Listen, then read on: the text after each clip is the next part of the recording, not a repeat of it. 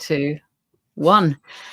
And hello, everybody, and thank you so much for taking the time to watch another episode of 50 Hitting 50, the little segment where we unpack what it is like to hit a milestone that so many of us are collectively going through, so many of us have already gone through, and so many of us will at some point hit. Today, I have with me the wonderful Niraj Kapur, who is an amazing speaker and professional in his own right. But we obviously have a joint topic to talk about today, which may or may not work into the whole professional world. But if I could start, Niraj, by asking you something that I guess does cross your professional persona, as it were, because for anyone who hasn't been following Niraj, you need to change that and get over there and give him a follow. And you'll see what I mean when I say that Niraj has really embraced vulnerability. And I wonder if we could think about that in terms of what your feelings were about this milestone, Niraj. How did you come to it? Did you want to smash through it? Did you embrace it? Did you have to work up to it? What was your feeling on it?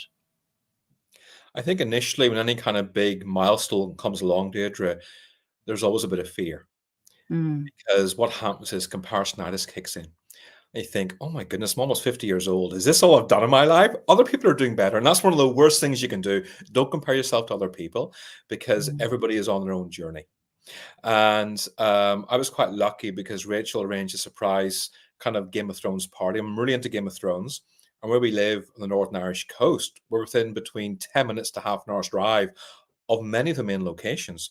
So we arranged a Game of Thrones party at the Fullerton Arms in Ballintoy, which has one of the doors from Game of Thrones. It has an actual Game of Thrones room. And people came from all over. Armagh, Omagh, Macrafelt, Ballymena. I mean, they came from all over Northern Ireland to celebrate my birthday. And I was so honored and so grateful, I'll tell you. So it ended up being nerve-wracking at the beginning and then being an absolute joy on the night. Because between 41 to 49, certainly as a man, nobody could care less about your birthday. Really, they couldn't. So turning 50 was actually lovely. I know that female friends of mine celebrate every birthday. Most men don't. We don't care. But 50 was a big deal. And to actually have people give me birthday presents was actually quite wonderful and just a great surprise as well. Yeah. Now that sounds amazing. I mean, in my family, it's always my mother who wants the parties, and the rest of us we spend our lives trying to avoid them. So no doubt she's already trying to work out what my 50th should look like, and I'm trying to work out where else I can be to avoid it all. Not because I mind hitting 50, it's just the whole kind of birthday party thing is not really for me. But maybe I'll make an exception this year. Who knows? When we spoke previously, I mean, you have kind of mentioned that there was maybe some apprehension about this whole 50 thing. Having got through it, having had the party, having enjoyed that, what is it that you realized or know now about this milestone that you wish you'd known in the run-up to it? When you get into your 50s, so just everybody knows, I'm 51 now and approaching 52 in August this year. Oh, you're so ancient. I really am. There's a certain level of self-awareness you have that I never had in my 40s. And definitely not my 20s or 30s. I had no self-awareness then. But now I'm in my 50s. I'm one of the most self-aware people you will ever meet. Now, part of that comes from working on myself all the time and constantly investing in yourself, which is one of the smartest things you can ever do. But a lot of it is just looking around and seeing so many people my age have lost at least one parent, and many have lost two parents. I'm going to at least 2 to 3 funerals a month right now, which is kind of heartbreaking. So I am filled with unbelievable gratitude. My parents are still around and hanging in there. I am so grateful that in a world that is increasingly ageist, that having my own business, it's not having a negative impact on me. There are times I do lose out whenever young people have events together and I don't even get invited, which I think is a mistake on their part because they're missing out on experience and knowledge. But there's certainly a self-awareness you have and a knowledge you have that makes you feel very secure. But at the same time makes you aware you're on the other side of 50 and therefore you want to make the most of your time, which is why I live to the max every day. I really do. I never sit around bored. I never sit around wondering, what do I do next? I never sit around thinking, I'm just going to slow down now. I'm really making the most of each day. And for me, that's one of the great joys of life, regardless of what age you are.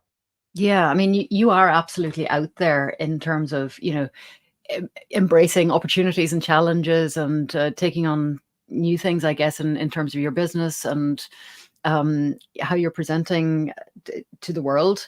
So it's something came up recently. I was having a conversation. I talked to many, many people, and this lady happened to be an American Christian missionary. Mhm. And so she was talking about stuff from, she very much, her filter for the world was the Bible and how to live her life through the Bible. And one of the quotes that came up in the course of the conversation was, "A friend must shoe friendly," which to me just, it struck a chord because, this idea that so many of us are wanting things in our lives, but we're not necessarily prepared to be brave enough to make the first move for them. And you've really kind of, I guess, you've forged so many connections, and you've made so many people realize that, hey, it's okay to be feeling this way or to be going through this because of your vulnerability. What did it take for you to shoe friendly, to take that first step? I saw my father retire early. He retired at 60.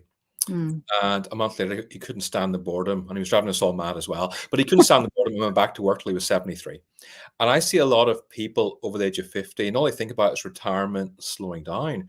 And I'm like, no, you should be having more Mm. energy than ever. I saw Billy Crystal receive a Lifetime Achievement Award recently, and he's in his 70s. And he said, I have more energy now in my 70s than when I did in my 30s. And I love that. I really Mm. did love that. And, Mm. I turned 50. I did the most scariest thing I could have possibly done. I gave a TED Talk, which was an Ah. amazing experience, but terrifying.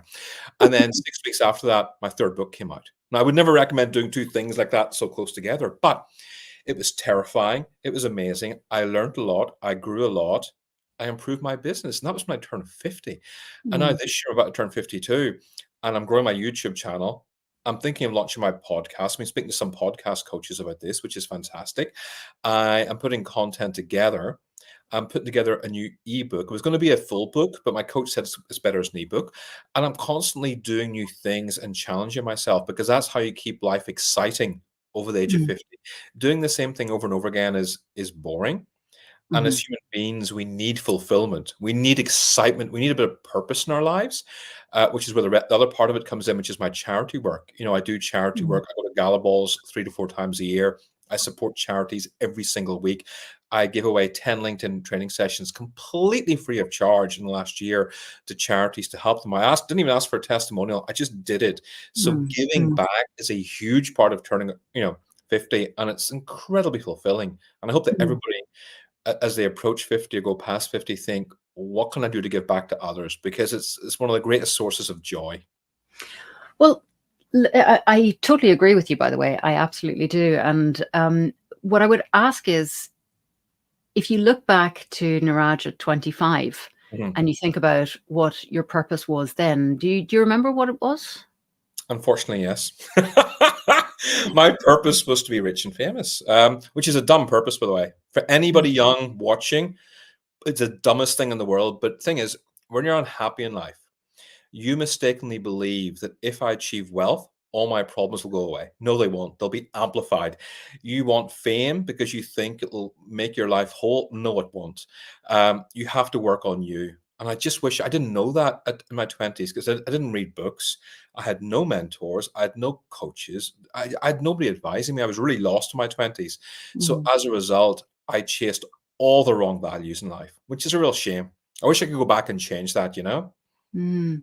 I think it maybe came up in one of the previous talks. This idea of somewhere between like 25 and 45 has been referred to as the age of acquisition, Mhm. where we're looking to acquire things, we're looking to gather up our, I don't know, the status symbols, the partners, the houses, the cars, all of those things. And then of course we do get to sort of 45 or 50 or whatever it is, and we have to reevaluate, because a lot of what's gone into the energy that we've been putting into those has either not served us, or we have, different perspectives on life. We have different views now that we have arrived at maybe that self-awareness. And again, this is the question for going forward, Niraj. I mean, how do you perceive, or what you've got your parents to look at as role models? You've obviously got a very active dad still. How do you see yourself in 25 years from now? I've not thought that far ahead. I mean, in this day and age, if you can think a year ahead, it's impressive. Yeah. Really and truly. I've even when I do eventually retire, I won't fully retire, because coaching makes me so happy, because all I do is serve people and coach people. And that's what I do all day long. And it makes me so happy.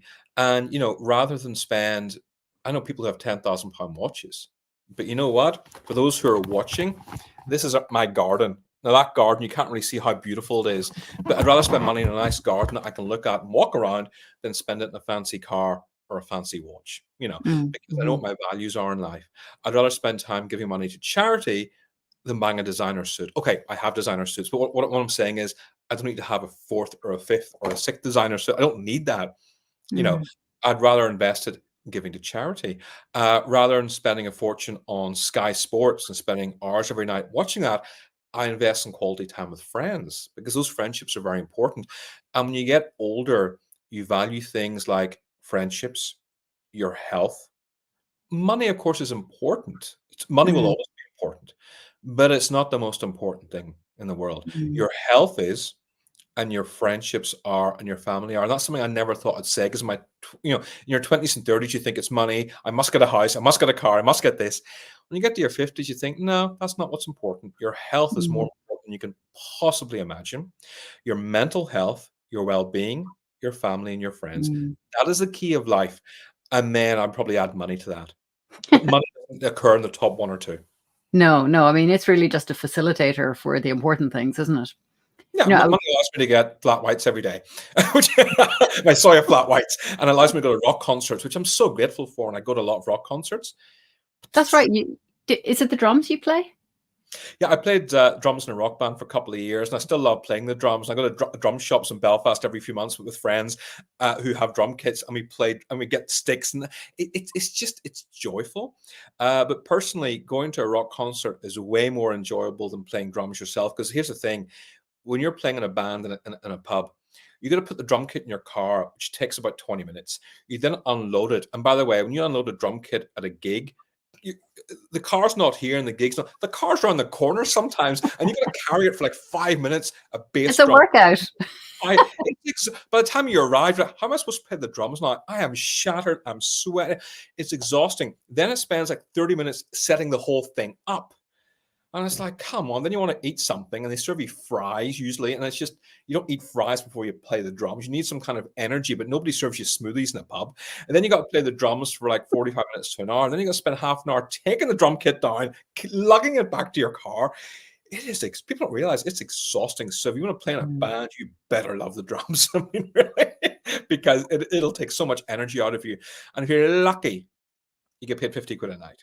Because by the time you get paid 300 quid, but by the time you split it with a band and say pay petrol for a van, you get 50 quid if you're lucky. Yeah, I mean, I do know some musicians and so on, and I really don't envy that aspect of it. But it seems as though the creation of music is also energizing in its own way, and that's, there's a different sort of economy for that energy. I couldn't really put my finger on. Oh, music's wonderful. I mean, behind here there's a library right now, but about 2 years ago, when you see previous podcasts I was on, there was a piano.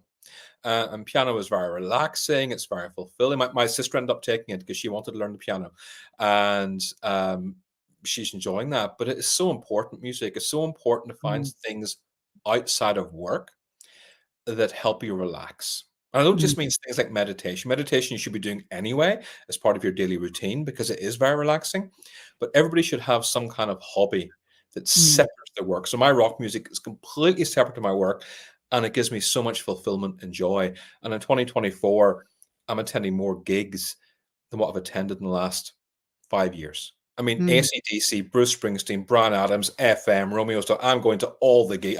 I'm going crazy on gigs this year because you got to make the most out of life as well, because you don't know when it's going to end either. You know. Yeah, and you don't know how long these guys are going to be available for. I mean, I actually remember I went to see Nina Simone a few years before she died. Amazing. Yeah, I was actually, and she had her daughter on stage with her. But it was obviously she was getting frail and she was getting on and so on.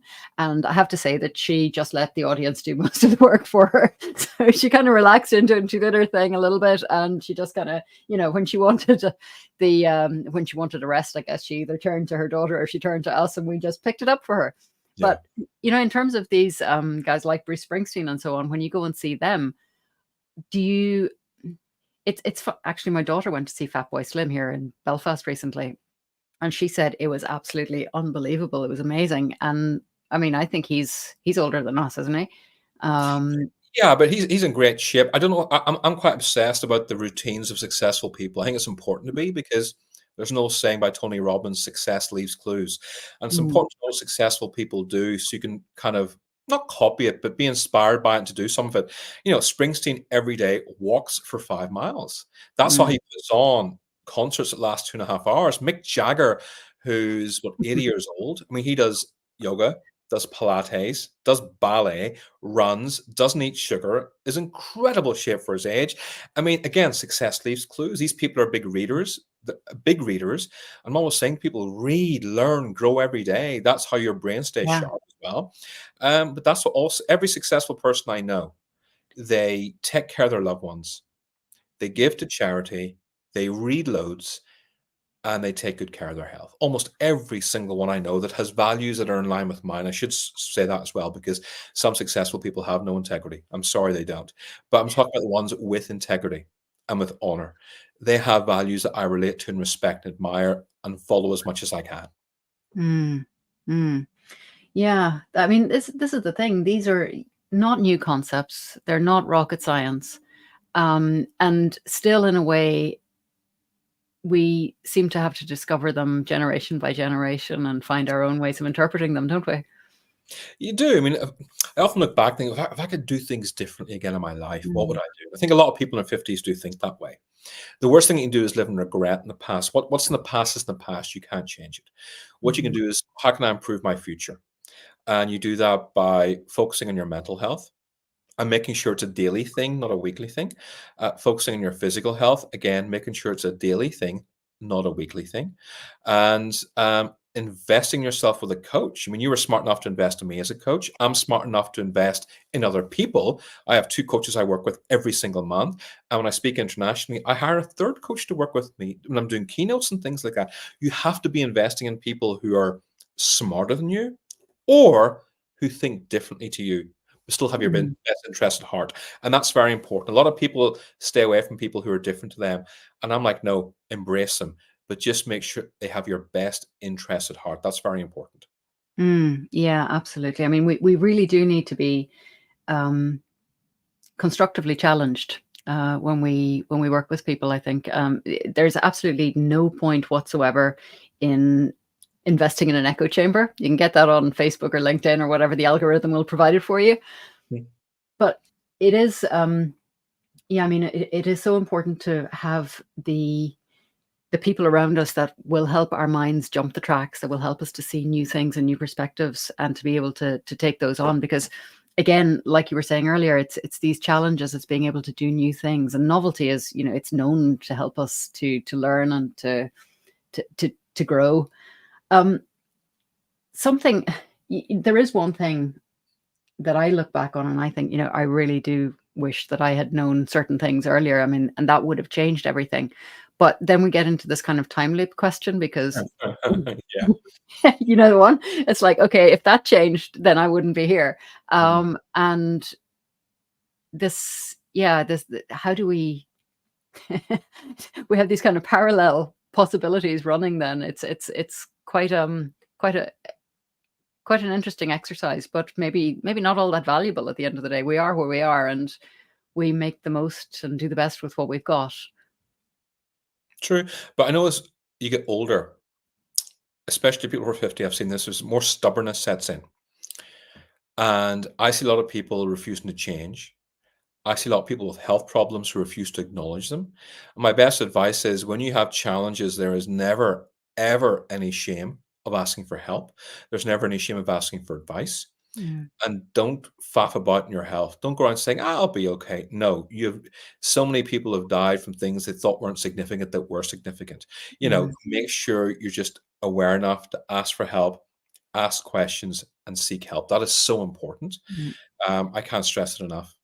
It brings us right back to the vulnerability thing, though, as well, doesn't it? Because, to ask for help, that takes a form of bravery, a form of courage, because you're admitting that you're not as self-contained or as whole or as healthy as you want to be. And the other part of creating change is that requires energy and effort. And, Mm. for a lot of us, it's easier to put our head in the sand and not do that. It is. People hate change so much. I'd rather keep Mm, living the same awful circumstances they're in than make any effort to change at all. mm, That's how difficult change is. I've had a yo-yo diet in the last, I would say, 6 years. Until then, I had beautiful hair and a nice little six pack. I was very proud of that. But when you get to your 40s, in your 20s and 30s, I ate what I want. In your 40s, it started to affect me. I got a personal trainer. It helped a bit. But then really come 45, 46, the personal trainer made no difference whatsoever. It was mm, all about my diet and what I consumed. And then mm, when I went through lockdown and divorce, which was horrendous, the worst experience of my life, I ballooned to 19 stone. I was diagnosed obese. And the problem about being diagnosed obese is so many other health problems come along as a result. I had back problems. I had migraines 24 hours a day because of all the sugar in my head. I just couldn't do anything. I had no willpower. mm, So, unfortunately, a lot of people don't change until they really and truly hit rock bottom, which mm. is a bad and dangerous place to be. And I've seen other people hit rock bottom and they just stay there and they blame the world, they blame the parent, they blame the government, they blame their boss, they blame everybody for their problems. Yeah.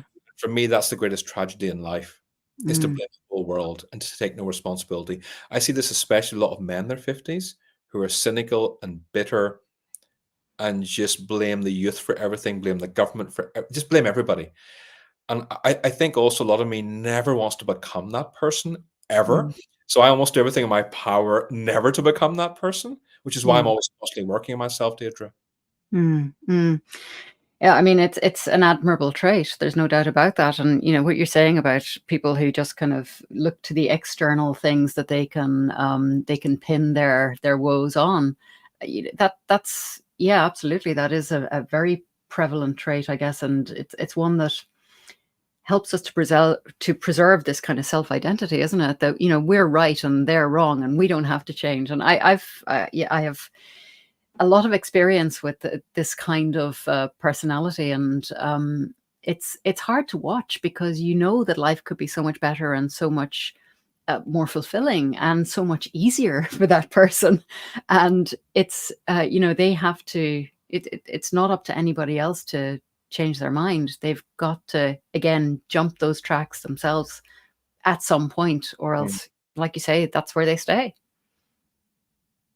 No, Mm, that's so true. And it's not easy making that jump. But here's the thing, staying where you are in life mm, is probably more dangerous. mm, And not dealing with the problems you have. You may not see it short term, but you see it long term. It's like, in my 20s and 30s, I ate McDonald's all the time, had no impact on me. See, now I have McDonald's, it knocks me out completely. So things affect you if you don't take action. And if you just mm. kind of wait for problems to be solved, they will never get solved. Yeah, yeah, and of course, this is the thing. It's like they say, youth is wasted on the young, isn't it? It's we don't realize how much resilience our bodies have at that stage. So we kind of we start this incremental program of undermining it, what I Mm, call the marginal losses. Where we're just kind of constantly doing these little things, and then eventually we get to a stage where we think, you know what? I really wish I hadn't spent 8 hours a day sitting in a chair for the last 30 years, mhm. because now I can't stand up straight. And then we have to go through the very painful process of trying to undo some of that damage. But yeah, it's either that or live with the problems. Yeah. But, in terms of, I mean, I don't, I love this idea of beyond 50. I was talking to someone this morning actually who said something kind of interesting and kind of heartbreaking as well, that she felt that because she had been in a certain kind of freelancing role, or then when she applied for jobs, because she had some time out, she was sort of seen as broken, because her career path didn't match up to applications. But people with the experience, whatever form it comes in, there's so much more from that age level, that experience level. And I think those of us who are ready to kind of proclaim it, or maybe flying the flag a little bit, we can't waste the energy and the mind and the intelligence of, a lot of the population, because the population is getting older. How would you recommend, or what would your ideas be on getting that second act celebrated a bit more? One of the smartest things you can do, again, I mentioned earlier, success leaves clues. And Warren Buffett said everybody should spend at least half an hour a day planning. And I always add to that saying, spend half an hour a day planning in complete silence. It's one of the best things I do on a daily basis. So I'm very old school, pen. So this is, a gratitude journal here. I've got journals everywhere, in every room in the house. Drives everybody mad that I have journals in bathrooms. But, in the morning, I read for 10 minutes. I have journals everywhere and notes everywhere. But when I think, Deirdre, every day for half an hour, it's in peace and quiet. Email is off, phone is off. Sometimes it's on airplane mode, sometimes it's on silence. And I spend every day thinking. And a lot of that thinking is, of course, reviewing my day and thinking about my day, but also thinking about what my future must be. And again, it tends to be, what kind of difference do I want to make? What kind of impact do I want to make? Not how much more money do I want to add to my pension? Not how much more, not what high interest savings account can I invest in? What impact do I want to make? Because that's how I live my life. And even my own business, I used to do a lot of international speaking, a lot of group training. Now, a majority of my work is one-to-one coaching, because that is where I get my greatest joy. I still do group training. I still do international speaking, not as much, because being away for a week for what, £3,000 is not as fulfilling as being at home for £1,500 a week and, say, doing work you love and joy and gives you happiness. I'd rather do that and pay my taxes than get paid twice as much and be away traveling and staying in hotels for 3 nights and being away from people. So, I live on purpose, and I'm very deliberate about that. And, these LinkedIn lives, I get asked at least once or twice a week. A majority I say no to. The second thing you have to get really good at is saying no to people. Only do things that really match with your values. So plan everything, do things that match with your values. And of course, always have a vision board, because a vision board just always helps you and reminds you, whenever you're a bit stuck or a bit lost, what your values are in life, and also what you want to achieve in the future. Yeah, the why. Yeah.